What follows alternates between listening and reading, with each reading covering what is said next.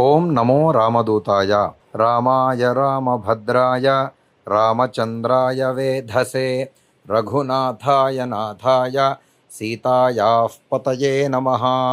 అందరికీ శ్రీరామనవమి శుభాకాంక్షలు తెలియజేస్తూ, శ్రీరామనవమి రోజున సూర్యోదయానికి పూర్వమే నిద్రలేచి కాలకృత్యములు తీర్చుకొని తలంటుకొని చక్కగా మంగళ స్నానములు ఆచరించి నూతన వస్త్రాలు ధరించి ఇంట్లో ఇష్టదైవానికి కులదైవానికి పూజాధికములు చేసుకొని చక్కగా రామ సంబంధితమైనటువంటి స్తోత్రములు, రామ అష్టోత్తర నామావళి ఇవేవి కుదరనటువంటి వారు, ఇవి రానటువంటి వారు రామ్ రామాయ నమః అనేటువంటి మంత్రాన్ని జపము చేసుకొని చక్కగా పవిత్రముగా దేవాలయానికి వెళ్ళి స్వామివారి దర్శనం చేసుకొని ప్రతి గ్రామములో శ్రీరామ కళ్యాణోత్సవ కార్యక్రమం జరుపుతారు.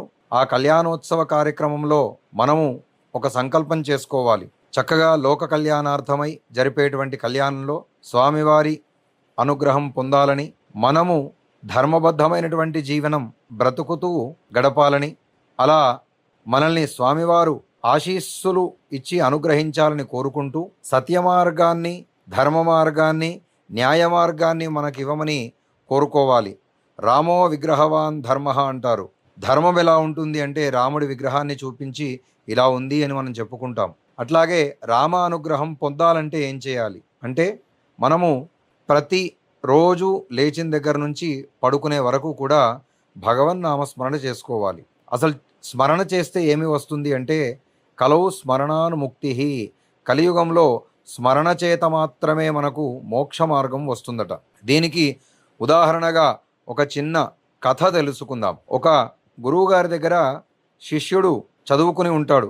తన విద్యాభ్యాసం పూర్తయిన తర్వాత విద్యార్థికి రీసెర్చ్ చేయాలి అనేటువంటి ఆలోచన బాగా కలుగుతుంది. గురువుగారి దగ్గర నేర్చుకున్నటువంటి దాంట్లో అనంతమైనటువంటి సృష్టిలో గొప్పనైనటువంటిది ఏది, నేను ప్రత్యక్షంగా చూడాలి అనేటువంటి ఆలోచన కలిగి గురువుగారి దగ్గరికి వచ్చి అడుగుతాడు, గురువర్య ఈ అనంతమైనటువంటి సృష్టిలో అత్యంత గొప్పనైనటువంటిది ఏది అంటే భగవంతుడు అని చెప్తాడు. భగవంతుడిని నాకు చూపించండి అంటే, అది చూడడం సాధ్యం కాదు నాయన అని చెప్తే, కాదు అని మొండి పట్టుపడతాడు. సరే, నీవు గ్రామాలు నగరాలు వెతుకుతూ వెళ్ళు, ఈ సృష్టిలో ఏదైతే గొప్పగా పెద్దగా ఉంటుందో అదే భగవంతుడు అని చెప్తాడు. ఎంత దూరం వెళ్ళినా సరే మనకు ఆగిపోకుండా కనబడేటువంటిది పైన ఉన్నటువంటి ఆకాశం. ఆకాశరాజుకి నమస్కారం చేసుకొని, మా గురువుగారు ఇలా చెప్పారు, ఏదైతే సృష్టిలో పెద్దదో వాదే నీకు భగవంతుడిగా పూజించుకో అంటాడు. అందుకే నీవే నాకు ఇక నుంచి భగవంతుడు అంటే, ఆకాశరాజు ఒక చిరుమందహాసాన్ని చిందించి, ఒకసారి కిందికి చూడు నాయన అంటాడు.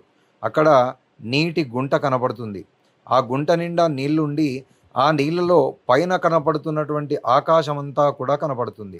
కాబట్టి అంత చిన్న నీటిలో నేను ఉన్నాను కాబట్టి నాకన్నా ఆ వరుణదేవుడు గొప్పవాడు, ఆయనను ఆరాధించు అంటాడు. అప్పుడు నీటికి అధిపతి అయినటువంటి వరుణుడికి ప్రార్థన చేస్తే వరుణుడు అంటాడంట, నేను కూడా ఒకరి మీద ఆధారపడి ఉన్నాను కాబట్టి నాకన్నా గొప్పవాళ్ళు వారు, ఆ భూదేవికి నమస్కారం చేసుకో అంటే భూమాత కూడా నమస్కారం చేస్తూ ఉంటే భూమాత చెప్తుందంట, నేను పాతాళంలో ఉన్నటువంటి నాగశేషుడి పైన ఆదిశేషుడి పైన ఆధారపడి ఉన్నాను, నాకన్నా తాను గొప్పవాడు, నీవు అతనిని ఆరాధించు అంటే అతని దగ్గరికి వెళ్ళి నమస్కారం చేస్తే అతను చెప్తాడంట, నన్ను ఒక ఆయన పరుపులాగా వేసుకొని శయ్యలాగా నా పైన నిద్రిస్తున్నాడు, ఇంకొక అతను కాళ్ళకి చేతులకి శిరస్సు పైన ధరించి ఉన్నాడు, నాకన్నా వారు గొప్పవారు కాబట్టి వారి దగ్గరికి వెళ్ళు అంటే ఆలోచన చేసి పరుపులా వేసుకున్న అతని కంటే కూడా తలకి చేతులకి కంఠానికి చుట్టుకున్నటువంటి వారు గొప్పవారు అనుకొని కైలాసలోకానికి వెళ్తాడు. అక్కడ కైలాసలోకంలో ఉన్నటువంటి శివుడిని ఆరాధన చేస్తూ ఉంటే, నేను కూడా ఈ పర్వతరాజు పైన ఆధారపడి ఉన్నాను, ఆ పర్వతరాజును పూజించు అని చెప్తాడట. పర్వతరాజు కోసం ఆరాధన చేస్తే, ఒక కోతి తోకతో విసిరి కొడితే నేను ఎగిరి అవతల పడ్డాను, నాకన్నా కూడా ఆ కోతి గొప్పది, నువ్వు అక్కడికి వెళ్ళు అంటే వాలి దగ్గరికి వెళ్తాడట. ఒకసారి ఆ పర్వతరాజుకి వాలికి యుద్ధం అవుతే తోకతో విసిరేస్తాడట ఆ వాలి దగ్గరికి వెళ్ళినప్పుడు, నేనే ఇంత గొప్ప అయితే ఒక బాణం పుల్ల వచ్చి నన్ను కూల్చివేసింది, నాకన్నా బాణం పుల్ల గొప్ప, ఆ బాణం పుల్ల దగ్గరికి వెళ్ళు అంటే బాణం దగ్గరికి వెళ్ళేసరికి బాణం చెప్తుందంట, నేను ఒక్కదాన్నే ఇంత గొప్ప అయితే నాలాంటివి కొన్ని పదుల సంఖ్యలో భుజాన వేసుకుని తిరిగేటువంటి శ్రీరాముడు ఇంకా గొప్పవాడు, ఆయన దగ్గరికి వెళ్ళు అని. ఆయన దగ్గరికి వెళ్ళి ఆయనను ఆరాధన చేస్తుంటే ఆయన చెప్తారట, నేనే ఇంత గొప్ప అయితే నన్ను ఒక అతను గుండెల్లో పెట్టుకున్నాడు, కాబట్టి నాకన్నా అతను గొప్పవాడు, అతని దగ్గరికి వెళ్ళు అంటాడట. అతన్ని చూస్తే ఎక్కడ చూసినా కనబడట.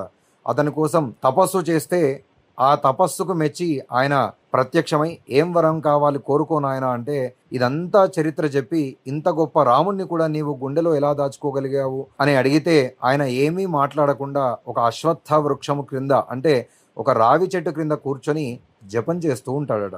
ఈయనకి వరము కోరుకోమని చెప్పి వరము తీర్చకుండా వెళ్ళేసరికి కొద్దిగా బాధ కలిగి, కోపము కలిగి, మళ్ళీ కొద్దిగా ఉగ్రరూపమైనటువంటి హనుమద్ మంత్రంతో ఉపాసన చేస్తూ ఉంటాడట.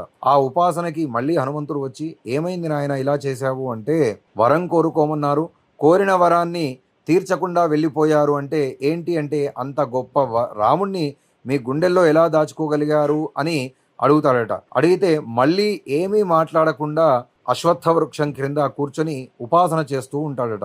మళ్ళీ ఇంకా కోపం ఎక్కువైపోయి ఉగ్ర మంత్రంతో ఉపాసన చేస్తూ ఉంటే సృష్టి అంతా కూడా అల్లకల్లోలం అవుతుందంట. ఆ అల్లకల్లోలానికి స్వామివారు, వద్దు నీవు ఈ యొక్క తపస్సును మానుకో, నీకేం కావాలి కోరుకో అంటే, రాముణ్ణి ఎలా పెట్టుకున్నావు నీ గుండెల్లో, నాకు అది కారణం కావాలి అంటే, నేను ప్రత్యక్షంగా ఏం చేయలేదు నాయన, ఇలా స్మరణ మాత్రమే చేస్తున్నాను, నిరంతరము నా సాధన రామనామ స్మరణ మాత్రమే అని తెలుపుతాడట. కాబట్టి ఆ స్మరణకి మెచ్చినటువంటి రాముడు వచ్చి నా గుండెల్లో కూర్చున్నాడు, అంతకు మించి నేనేం చేయలేదు అని చెప్తాడట. అటువంటి గొప్పనైనటువంటి స్మరణ భగవన్నామ స్మరణ. అలా చేసుకోవడం ద్వారా మనకి మోక్ష మార్గం వస్తుంది.